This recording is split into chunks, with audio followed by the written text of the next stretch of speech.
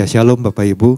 Puji Tuhan, pagi hari ini kita kembali akan belajar menggali firman Tuhan, apa yang menjadi pesan Tuhan buat kita yang sudah disampaikan Bapak Gembala pada hari Minggu. Judulnya adalah Tuhan akan menyediakan atau God will provide. Ya, kalau kita dengar ya pesan ini, wah pasti banyak jemaat yang amin, ya mengatakan amin, amin. Ya puji Tuhan, karena ini sesuatu yang tentunya kabar gembira, kabar baik. Tapi sebelum kita mungkin mengalami hal tersebut, Tuhan ingatkan beberapa hal lagi, ya. Nah, kalau kita kemarin sudah dijabarkan oleh Bapak Gembala tentang peristiwa yang sudah tidak asing, ya, yang sering kali kita dengar, yaitu peristiwa di mana Yesus memberi makan 5.000 orang. Nah, yang menjadi dasar ayat dari pesan Tuhan ini diambil dari Yohanes pasal yang ke-6, ayat yang ke-11. Peristiwa ini juga tercatat di dalam Injil lainnya ya, ketiga Injil lainnya yaitu Matius, Markus, Lukas, selain Yohanes. Jadi 4 Injil ini mencatat peristiwa ini. Artinya peristiwa ini adalah peristiwa benar-benar nyata. Ya, bukan karangan, tapi benar-benar dilihat oleh mata, ada saksi. Ya, jadi ini nggak bisa kita anggap bahwa ini kayaknya bohong, enggak. Ini adalah sesuatu yang nyata, sesuatu yang benar-benar spektakuler. Ya. Karena apa? Kalau kita bayangkan roti yang kita bayangkan mungkin bukan seperti roti sekarang, ya bentuknya seperti ini roti tawar seperti itu, tapi roti yang kalau zaman dulu itu bentuknya bulat.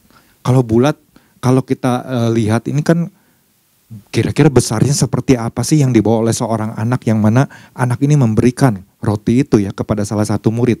Nah, kita baca dulu ayatnya. Lalu Yesus mengambil roti itu, mengucap syukur dan membagi-bagikannya kepada mereka yang duduk di situ. Demikian juga dibuatnya dengan ikan-ikan itu sebanyak yang mereka kehendaki. Kita tahu ada 5 roti jelai dan 2 ikan. Artinya kalau Tuhan kemudian setelah dia mengucap syukur, dia kemudian membagikan kepada 7 muridnya. Di mana satu murid mungkin dia bawa 1 roti, kemudian yang 2 murid lain, 5 murid berarti dia bawa 5 roti, 2 murid lainnya dia bawa ikan, kemudian dibagi-bagikan. Dan Bapak Ibu bisa bayangkan ketika mereka mungkin mengambil, memotong, tapi nggak habis-habis. Ini kan sesuatu yang di luar pikiran kita, gimana caranya? Ya, berarti kan sesuatu yang dahsyat sekali. Ya, nah, tapi di sini kita nggak bahas tentang hal itunya ya. Di sini kita belajar kembali apa yang sebenarnya Tuhan mau untuk kita ingat kembali. Nah, saya bacakan lagi apa yang menjadi inti pesan Tuhannya. Ya, kemarin saudara Marbun juga sudah baca, biarlah kita terus ingat ini apa yang menjadi pesan Tuhan ini yang penting buat kita untuk kita perhatikan. Dikatakan begini, hari-hari ini tidak sedikit orang-orang mengalami rasa khawatir akan berbagai penyediaan dalam kehidupannya. Hal ini tidak dapat dipungkiri karena memang keadaan terlihat tidak semakin mudah. Betul Bapak Ibu. Ya, hari-hari ini tuh keadaan gak semakin mudah. Bahkan kemarin beberapa hari yang lalu kalau gak salah ya Bu Esther menunjukkan satu video. Tapi saya nggak lihat karena saya kan lagi nyetir, dia kan di belakang saya, jadi cuma dengar suaranya. Di mana pemerintah mungkin dari Departemen Perindustrian mungkin ya, mengeluarkan satu aturan di mana yang namanya konveksi, yang orang-orang yang suka bikin baju-baju seperti itu, mereka harus mengurus surat SNI dan kemudian mencantumkannya di situ. Saya pikir gimana caranya ya, kenapa yang namanya garment, ya maksudnya konveksi di rumah aja harus mengajukan izin SNI, Standar Nasional Indonesia, ya. Padahal cuma bikin baju gitu, ya. Wah, saya pikir memang aturannya ini dibuat-buat sekali gitu, aneh-aneh. Dan orang itu di TikToknya itu dia protes. Sedangkan mungkin hari-hari ini barang-barang yang masuk dari luar, khususnya dari negara China ya, kalau dibandingkan dengan barang-barang lokal, barang-barang kita harganya nggak bisa menyaingi harga-harga barang yang dari China, padahal itu impor. Jadi orang ini katakan, kenapa nggak yang ditindak itu para importir yang memasukkan barang, tapi justru kita-kita ini yang lagi udah sulit ya kondisi untuk cari uang, buat makan aja udah sulit, tapi kita yang di mungkin diobrak-abrik seperti itu. Ya mungkin Bapak Ibu pernah dengar atau pernah lihat apa yang terjadi beberapa waktu lalu di Jakarta ya. Ada sidak di salah satu tempat grosiran yang terbesar di Jakarta. Ya. Nah itu aja udah semakin sulit. Ya, jadi kita bisa memahami kondisi belum stabil, betul. Tapi ini begitu banyak aturan-aturan pemerintah yang seperti nggak masuk akal. Nah, ini tugas kita ya sebagai gereja untuk terus bawa dalam doa supaya orang-orang yang ada di dalam pemerintahan ini nggak salah membuat aturan-aturan ya yang mempersulit mungkin sebagian kelompok kecil, tapi pengusaha-pengusaha yang besar justru mereka semakin merajalela. Ya, ini yang perlu kita untuk terlibat ya di dalam hal-hal yang seperti ini juga ya. Nah, di sini dikatakan lagi, melalui pesannya ini Tuhan sedang mengingatkan kembali umatnya akan prinsip-prinsip yang sanggup membuat mujizat. 5 roti dan 2 ikan yang dapat menghidupi ribuan orang ya. Dikatakan di situ sesuatu yang bagi akal pikiran manusia pada umumnya tidak mungkin, namun sangat mungkin bagi Tuhan ya. Jadi kita harus yakin sangat mungkin bagi Tuhan. Ya, jadi di sini kita akan melihat ada bagian yang Tuhan lakukan dan ada bagian yang juga harus kita lakukan. Tuhan kita bukanlah Tuhan yang hanya bicara soal perkara rohani saja, tapi Ia juga memerhatikan perkara jasmani umatnya. Jadi Tuhan itu pribadi yang selalu melihat dan memperhatikan umatnya. Apa yang menjadi kesusahan umatnya hari-hari ini, Tuhan perhatikan. Ya, dan kita sungguh bersyukur ya. Nah, ada 2 poin yang disampaikan Bapak Gembala di hari Minggu. Yang pertama, belajar melihat segala sesuatu dengan kacamata kerajaan surga. Yang kedua, belajar memahami bahwa hidup yang kita jalani adalah bukan melulu tentang kebutuhan kita, melainkan tentang kebutuhan kerajaan surga. Nah, pagi hari ini apa yang saya dapat, apa yang saya renungkan lewat pesan Tuhan ini, yang tentu ini juga berbicara buat saya juga ya, mengajar saya juga, adalah 1 poin aja, tapi di situ nanti di dalamnya ada poin-poin ya yang harus kita lakukan, apa yang bisa kita lakukan. Belajar untuk menyelaraskan perkataan Tuhan dengan pikiran kita agar keterlibatan di dalam proyeknya Tuhan itu kita kerjakan dengan ketulusan hati. Nah, ini kita sama-sama belajar ya. Jadi belajar untuk menyelaraskan perkataan Tuhan. Jadi ketika kita dengar perkataan Tuhan, kita belajar untuk menyelaraskan ya. Setelah kita belajar menyelaraskan, kemudian kita juga mau melibatkan diri, keterlibatkan diri di dalam apa? Di dalam tentu proyeknya Tuhan ini ya. Dan kita lakukan tentu dengan sebuah yang namanya ketulusan hati.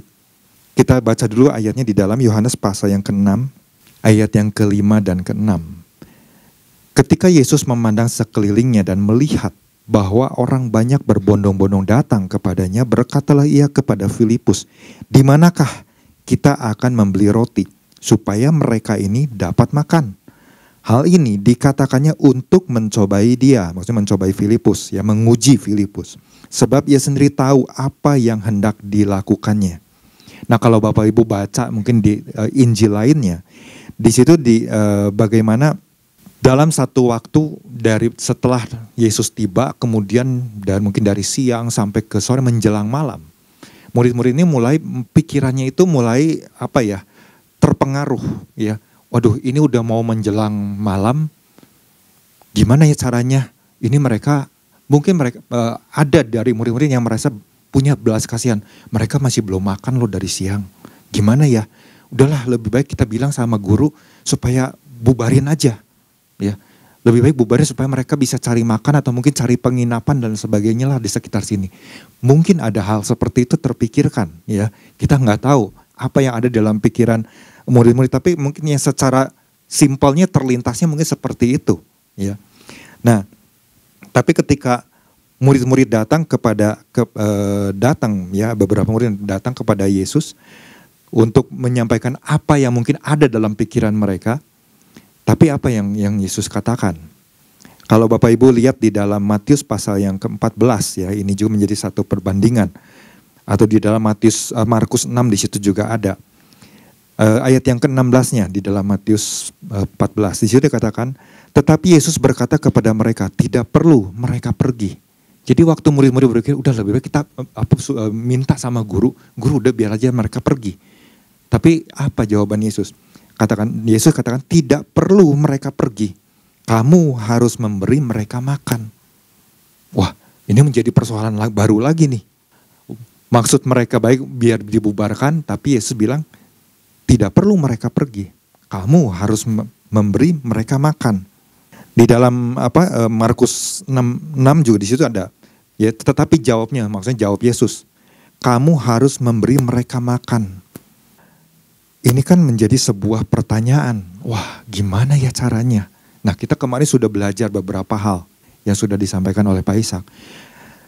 Dan kadang-kadang disinilah kita belajar gimana cara untuk kita menyelaraskan langsung perkataan Tuhan dengan pikiran kita. Yang seringkali nggak sinkron, nggak sama. Waktu mungkin kita melihat kondisi, keadaan, langsung yang kepikir yang menurut pikiran kita. Tapi beda dengan apa yang Tuhan pikirkan. Ya, ketika Tuhan pikirkan, kamu harus memberi mereka makan. Itu nggak sinkron dengan apa yang mungkin muncul dalam pikiran mereka. Nah, makanya kita harus belajar nih. Lewat perkataan Tuhan ini, apa ya maksud Tuhan ini? Kita harus belajar mulai menyelaraskan diri kita. Ketika hal itu terjadi kan, ya yang pertama pasti muncul adalah ya pasti hal-hal yang berkaitan dengan kondisi sekitar. Dan memang itu nggak salah, kemarin juga sudah dijelaskan. Kondisi memang nggak memungkinkan gimana dari 5.000 orang bisa kasih makan. Mungkin dengan uangnya ada, atau mungkin juga ada penjual-penjual roti yang menyediakan stok segitu banyak. Nggak memungkinkan. Betul, keadaan seperti itu. Tetapi di sini ada banyak hal yang mungkin murid-murid muncul dalam pikiran murid-murid. Aduh, kita rasanya udah capek ya dari siang terus melakukan ini. Boleh nggak nih istirahat dulu gitu ya. Supaya Yesus bisa bubarin aja dulu. Mereka biar cari makan dulu. Kita istirahat dulu, kita merasa lelah. Wah, pikiran-pikiran yang lain-lain itu berkecamuk dalam pikiran murid-murid. Atau mungkin juga, aduh kalau kita terlibat lebih jauh rasanya cukup melelahkan juga ya. Mungkin banyak hal yang timbul. Nah, disinilah kita mau belajar. Kita belajar untuk mulai menyamakan cara pandang kita dengan cara pikirnya Tuhan. Memang gak mudah, ya, gak mudah. Nah, untuk itu gimana? Apa yang harus kita lakukan supaya kita bisa menyelaraskan, ya, perkataan Tuhan dengan pikiran kita ini? Kan yang tadi saya katakan pikiran kita kadang-kadang muncul tuh nggak sinkron. Karena kita mungkin melihat keadaan, melihat situasi. Apa yang ada di sekitar pandangan mata kita. Nah di sini yang pertama adalah supaya kita bisa menyelaraskan perkataan Tuhan dengan pikiran kita. Kita harus pertama mempercayai apa yang Tuhan katakan. Ketika Tuhan katakan kamu harus beri mereka makan. Kita harus percaya, wah ini adalah satu tugas nih. Ini adalah sesuatu yang luar biasa. Kalau kita punya rasa percaya akan perkataan Tuhan ini, kita tidak ragu untuk melakukannya, kita langsung terlibat. Ini kan masalahnya kan murid-murid bertindak hal yang berbeda. Tapi bagaimana dengan satu anak, ya satu anak yang kemarin Pak Isa juga sudah jelaskan ya di poin kedua, ini anak, setidaknya anak ini mungkin ada di sekitar situ, memperhatikan apa yang Yesus lakukan. Yesus mengajar, Yesus menyembuhkan, anak ini memperhatikan.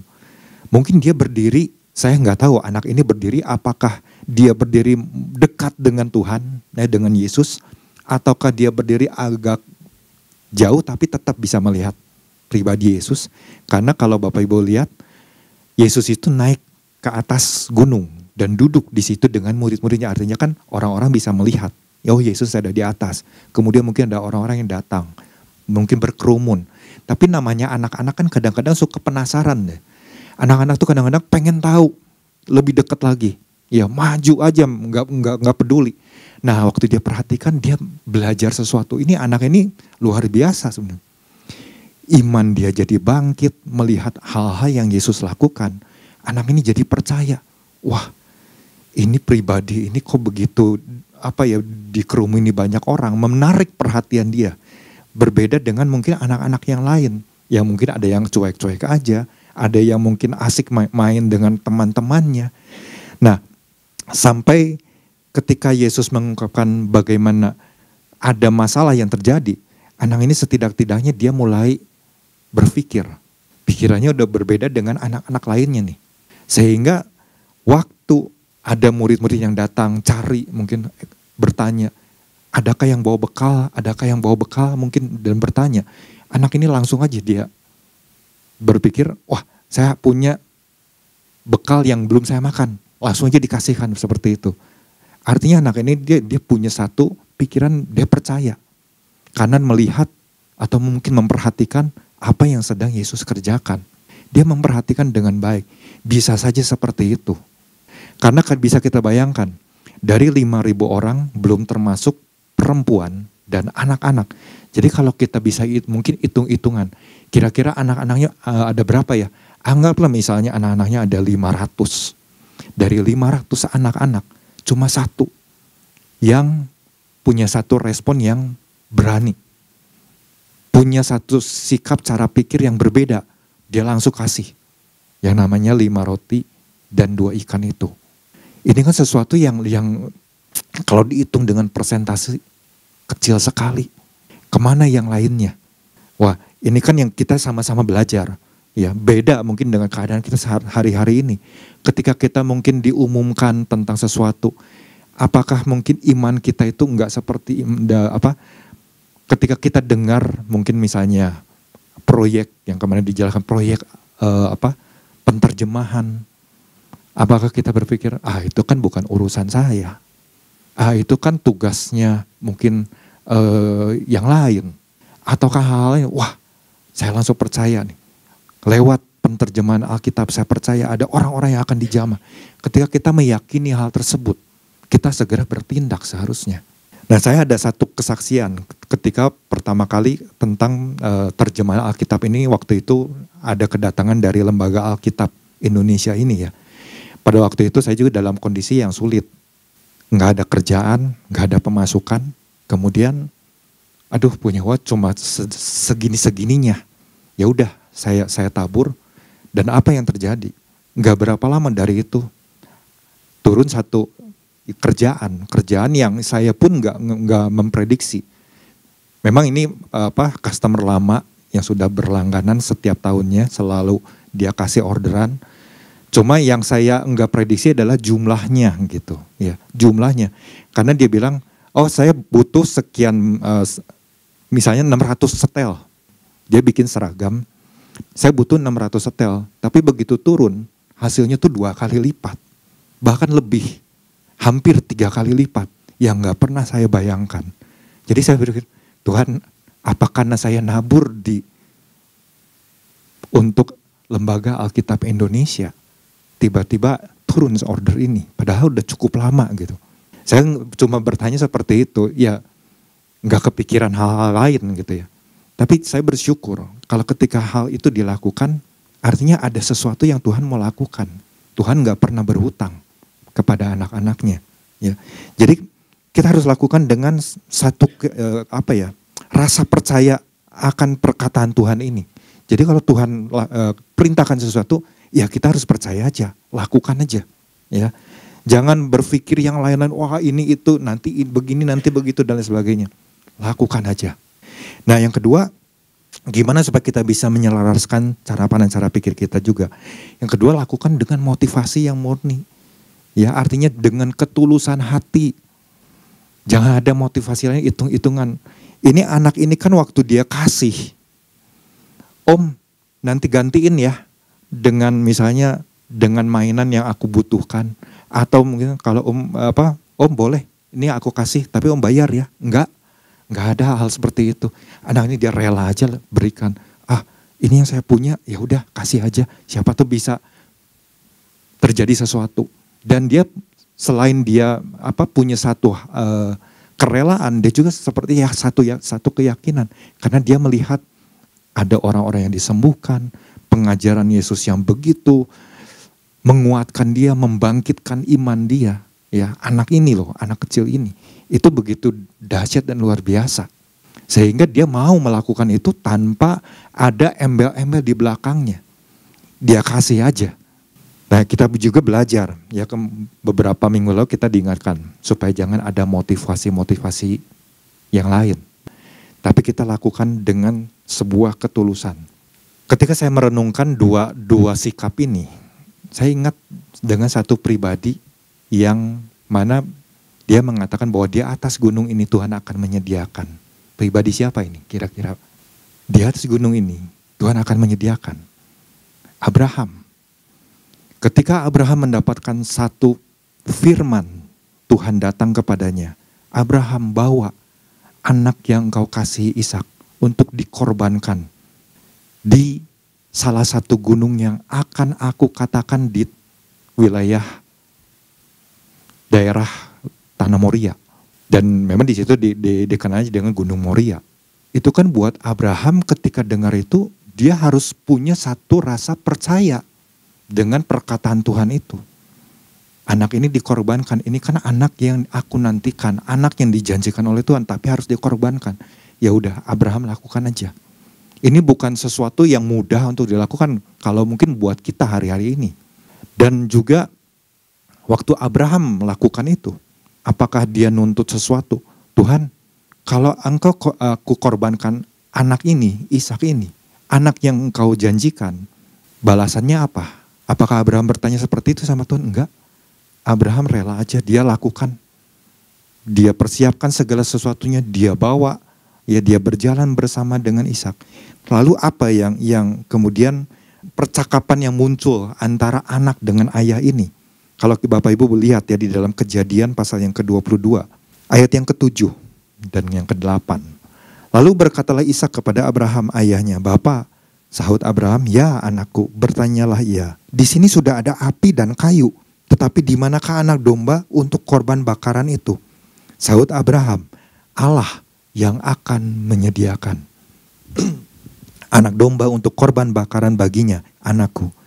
Demikianlah keduanya berjalan bersama-sama.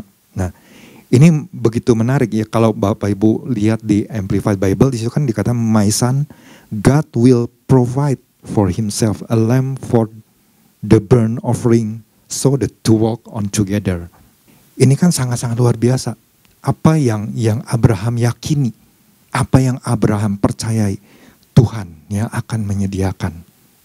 Sehingga kalau Bapak Ibu terus lanjut baca, ya di ayat yang ke-14-nya ini kan, dan Abraham di situ kan menamai tempat itu Tuhan menyediakan. Sebab itu sampai sekarang dikatakan orang di atas gunung Tuhan akan disediakan. Wah, ini satu hal yang menegurnya, iya ya ternyata buat seorang Abraham usia yang sudah gak muda, Abraham dia masih mau melakukan hal itu dengan sebuah kerelaan. Gak mudah. Mungkin kalau seorang yang udah usia di atas 100 ya harus jalan, mungkin gak tahu berapa perjalanan panjangnya. Ini kan sesuatu perjalanan yang boleh pikir, waduh ngapain Tuhan jauh-jauh, udahlah deket gunung-gunung yang sini aja, yang sekitar sini aja. Aku kan sudah tua dan sebagainya. Enggak. Tapi buat Abraham dia lakukan semua itu. Karena apa? Karena dia percaya dengan satu perkataan Tuhan. Dan ketika dikatakan bahwa Tuhan akan menyediakan, itu adalah satu hal yang melibatkan iman dia. Iman yang mana iman ini muncul karena apa? Karena keterhubungan, karena relation dari Abraham dengan Tuhan. Sehingga membangkitkan satu rasa iman, aku percaya kalau Tuhan menyuruh sesuatu, Tuhan pasti akan lakukan sesuatu. Dan kita tahu kan di kisah ini kan apa yang Tuhan sedang uji terhadap Abraham. Nah ini juga yang Tuhan lakukan kepada murid-murid kan. Murid-murid lagi diuji. Cuma sayangnya murid-murid kemarin dikatakan rapornya merah, nggak lulus. Kalau Abraham lulus. Ya Abraham lulus. Sehingga Tuhan kan katakan langsung. Tuhan tahu isi hati Abraham. Nah, dua sikap ini aja Bapak Ibu, itu hasilnya itu luar biasa.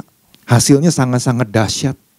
Kalau kita terima pesan Tuhan akan menyediakan, apa yang kira-kira akan disediakan? Kalau kita menjadi orang yang selalu percaya akan perkataan Tuhan, kemudian kita menjadi orang yang melakukannya dengan motivasi yang tulus, hati yang murni. Dengan dua sikap ini aja yang kita belajar dulu. Karena kan sebenarnya masih banyak hal-hal yang harus kita kerjakan. Itu penyediaan Tuhan itu dahsyat. Sangat-sangat luar biasa. Kita bisa melihat kan apa yang anak ini berikan hasil akhirnya yang gak pernah mungkin kepikir sama anak ini juga. Tersisa 12 bakul. Gak pernah kepikir mungkin buat anak ini, wah dari roti yang aku punya sama 2 ikan, ternyata punya sisa banyak ya. Wah, Tuhan luar biasa. Mungkin anak ini akan berkata dengan polosnya. Anak ini semakin bangkit imannya. Yes, aku punya Yesus yang begitu dahsyat. Sama mungkin dengan apa yang Abraham lakukan. Ketika Abraham melakukan itu dengan sebuah ketulusan. Abraham melakukannya karena dia percaya akan apa yang Tuhan firmankan. Hasilnya kita bisa lihat di ayat yang ke-16 dari Kejadian 22. Ini luar biasa. Jadi penyediaan Tuhan itu kan sangat-sangat dahsyat.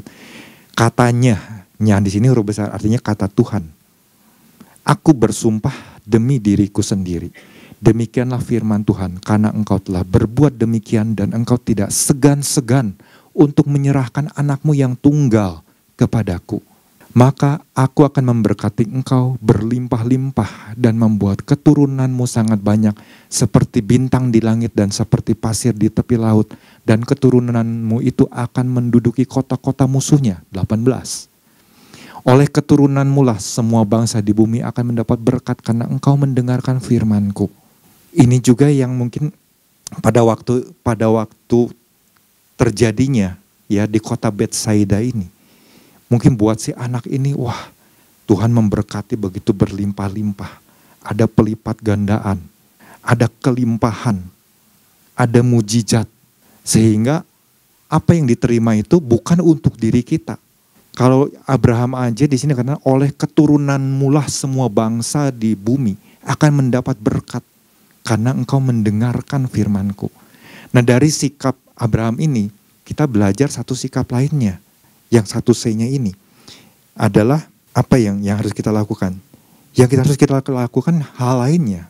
Selain punya satu sikap mempercayai perkataan Tuhan, punya motivasi yang tulus, yang murni, kita juga jangan segan-segan untuk melibatkan diri. Jangan segan-segan untuk melibatkan diri karena kita melakukannya untuk siapa? Untuk kepentingan kerajaan surga. Nah ini yang harus kita sama-sama belajar Bapak Ibu. Kalau Tuhan katakan, Tuhan akan menyediakan, wah yes, amin. Berarti kan ada sesuatu yang Tuhan lagi mau lakukan. Berarti yang harus kita lakukan adalah mempercayai perkataan Tuhan ini, mempercayai pesan Tuhan ini. Apa nih yang Tuhan akan sediakan? Pokoknya saya percaya. Kemudian, kita mau melakukannya dengan motivasi yang murni. Dan yang ketiga, jangan segan-segan. Artinya jangan nahan-nahan kalau kita mau melakukannya. Kita harus mau melibatkan diri kita. Karena apa? Karena waktu kita melibatkan diri kita lagi melakukannya untuk kepentingan kerajaan surga, bukan untuk kepentingan kita. Ini yang Tuhan lakukan kan untuk kepentingan 5.000 orang, belum termasuk perempuan dan anak-anak. Dan Tuhan lagi ngajar prinsip-prinsip ini kepada murid-muridnya, termasuk kepada kita sekali lagi diingatkan. Wow, berarti ini yang mau kita sama-sama belajar. Gak mudah memang untuk menyelaraskan cara pandang kita dengan cara pandangnya Tuhan, dengan pikirannya Tuhan. Tetapi gak ada hal yang mustahil kalau kita mau. Kalau kita mau memutuskan hari ini. Karena ini juga kan buat saya pribadi. Nah lalu dengan hal apa lagi yang bisa kita lakukan? Ya jelas kalau seorang Abraham dia naik ke atas gunung. Yesus dia naik ke gunung, duduk di situ dengan murid-muridnya. Berarti ada sesuatu. Kenapa Yesus harus naik ke atas gunung? Atau kenapa Abraham diperintahkan Tuhan untuk naik ke atas gunung? Karena kalau kita mungkin mengingat satu hal yang ditulis oleh pemazmur Daud, bahwa Tuhan adalah penjaga Israel. Mazmur 121 ayat ke-1. Aku melayangkan mataku ke gunung-gunung. Dari manakah datang pertolonganku? Pertolonganku datang dari Tuhan yang menjadikan langit dan bumi. Wah, itu kan berarti artinya ada satu hal yang bisa kita lakukan. Kita harus menjadi orang yang jangan berpuas diri dengan mungkin kondisi kerohanian kita hari-hari ini. Tapi kita menjadi orang yang harus terus punya rasa haus dan lapar. untuk terus menjalin keterhubungan dengan Tuhan. Sehingga waktu kita punya rasa haus dan lapar itu, kita semakin lebih lagi memahami isi hati Tuhan. Apa sih yang Tuhan lagi perlukan? Kan kemarin kita sudah belajar, bukan melulu tentang kebutuhan kita sendiri, tapi tentang apa yang menjadi kebutuhan Tuhan. Dan kita diingatkan untuk punya cara pandang. Kita diingatkan kan tentang hal tersebut. Jadi kita bisa belajar untuk melihat segala sesuatu dengan kacamata.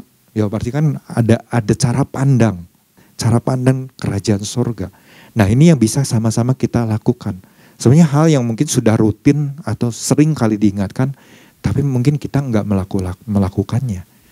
Nah karenanya mari pagi hari ini yang bisa saya bagikan. Ya semoga Bapak Ibu bisa menangkap dengan mudah hal-hal apa yang bisa kita lakukan sih sebetulnya supaya kita bisa terus menyelaraskan perkataan Tuhan ini, kita tangkap, kemudian kita selaraskan dengan pikiran kita. Biarlah ini boleh menjadi berkat buat Bapak Ibu di pagi hari ini. Tuhan Yesus memberkati.